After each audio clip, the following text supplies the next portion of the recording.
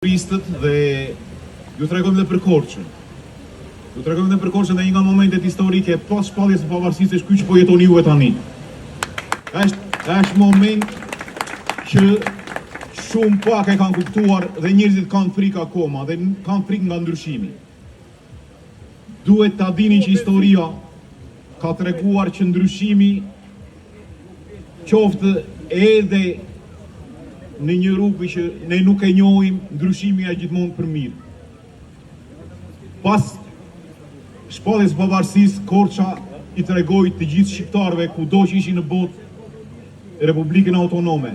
Ishte gëzimi i madh për të gjithë shqiptarët. Një pavarësi e dytë, mendoheshe se nuk do kishte më Shqipëri. Korça në ato vite tregoi se kishte qytetari, kishte arsim, kishte dëshirë për të ndryshuar dhe për të bërë mirë kudo ku shqiptarët ishin.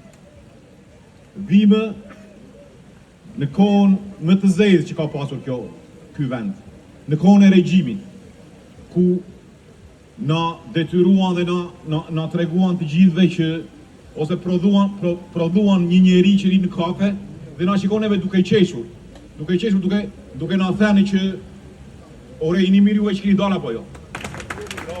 Dhe pastaj na vjen Saliu. Na vjen Saliu i biri Enveri që nuk edhe pastaj na erdhi Sultani Bojaxhi që e levi këta nga Tiranët. Edhe sot turistët dhe ju tregojmë dhe për Korçën. Ju tregojmë dhe për Korçën dhe një nga momentet historike pas shpalljes së pavarësisë është ky që po jetoni juve tani. Është moment që shumë pak e kanë kuptuar dhe njerëzit kanë frikë akoma dhe kanë frikë nga ndryshimi. Duhet ta dini që historia ka treguar që ndryshimi qoftë edhe në një rrugë që ne nuk e njohim, ndryshimi është gjithmonë për mirë. Pas shpalljes së pavarësisë, Korça i tregoi të gjithë shqiptarëve kudo që ishin në botë Republikën Autonome. Ishte gëzimi i madh për të gjithë shqiptarët. Një pavarësi e dytë, mendoheshe se nuk do kishte më Shqipëri. Korça në ato vite tregoi se kishte qytetari, kishte arsim, kishte dëshirë për të ndryshuar dhe për të bërë mirë kudo ku shqiptarët ishin.